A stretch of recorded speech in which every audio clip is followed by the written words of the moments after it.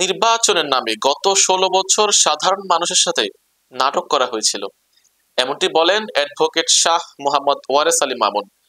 এ বিষয়ে আর থাকছে জামালপুর থেকে পাঠানো প্রতিবেদনে। জামালপুর সদর ৫ আসনের ধানের শীষ মনোনীত প্রার্থী জেলা বিএনপি সাধারণ সম্পাদক অ্যাডভোকেট শাহ মোহাম্মদ ওয়ারেস আলী মামুন বলেন, নির্বাচনের নামে গত ১৬ বছর সাধারণ মানুষের সাথে নাটক করা হয়েছিল। নির্বাচন হয়েছিল, কিন্তু বাংলাদেশের মানুষ ভোট দেওয়ার সুযোগ পাননি। যুবক তরুণদের স্বপ্ন দেখানো হয়েছিল, ঘরে ঘরে চাকরি দেওয়ার কথা হয়েছিল। চাকরি না দেওয়া হলেও আওয়ামী লীগের নেতাকর্মীরা তাদের হাতে মাদক তুলে দিয়েছিল। বর্তমানে বাংলাদেশের প্রতিটি শ্রেণী পেশার মানুষ ফ্যাসিস্ট শেখ হাসিনার জুলুম নির্যাতিত থেকে মুক্তির স্বপ্ন দেখেছে।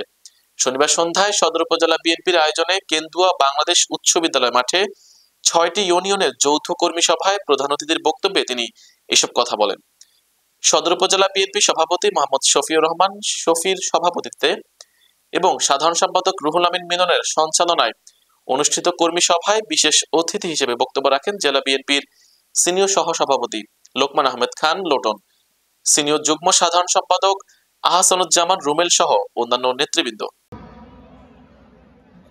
জেলা শাখার সভাপতি ইউনিয়নের সিনিয়র সহসভাপতি ভাইকে নাম্বার ওনাকে মঞ্চ আসন গ্রহণ করতে অনুরোধ করছি। আসন গ্রহণ করতে অনুরোধ করছি। নির্বাচনের নামে বাংলাদেশের মানুষের সাথে নাটক করা হয়েছে গত ১৬ বছর। নির্বাচন হয়েছে, বাংলাদেশের মানুষ ভোট দেওয়ার সুযোগ পায় নাই। গত ১৬ বছরে যুবক তরুণদের স্বপ্ন দেখানো হয়েছিল ঘরে ঘরে চাকরি দেওয়ার। চাকরি তো তাদের ভাগ্যে জুটে নাই, বরং আওয়ামী লীগের নেতাকর্মীরা মাদকের ব্যবসা করে সেই মাদকের ছেড়ে দিয়েছে সারা দেশে। যে মাদক বাংলাদেশের যুব সমাজ তরুণ সমাজকে ধ্বংসের দিকে ঠেলে দিয়েছে। বাংলাদেশের প্রতিটি চারপাশে শ্রেণীর মানুষ গত ১৬ বছর সেই শরীরে শাসক শেখ হাসিনার জুলুম যাতায়াতের নির্যাতিত নিষ্পেষিত হয়ে মুক্তির স্বপ্ন দেখেছে। যে দীর্ঘ ১৭ বছর এই ফ্যাসিস্ট সরকারের কে ক্ষমতা থেকে সরানোর জন্য আন্দোলন সংগ্রাম করছি, ঠিক কিনা? আমরা সেই আন্দোলন সংগ্রামে সফল হয়েছি। এখন আমাদের দ্বিতীয় আন্দোলন, সেটা কি? যে আমরা ৩০ বছর এই জামালপুর সদর আসন থেকে এমপি পাই না, ঠিক না?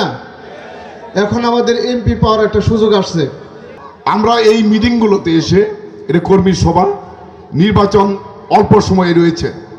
আমরা যারা বিএনপির বিভিন্ন নেতৃস্থানীয় রয়েছে, আমাদেরকে ধৈর্য ধরে এগোতে হবে এবং আমাদের সকল ভেদাভেদ ভুলে গিয়ে আগামী জাতীয় সংসদ নির্বাচনে দক্ষিণের ৬টি ইউনিয়ন থেকেই যেন সর্বোচ্চ সংখ্যক ভোটার কেন্দ্রে উপস্থিত হয়, সেখান থেকে সর্বোচ্চ সংখ্যক ভোট আমরা যেন আমাদের প্রিয় নেতা মামুন ভাইকে দিতে পারি।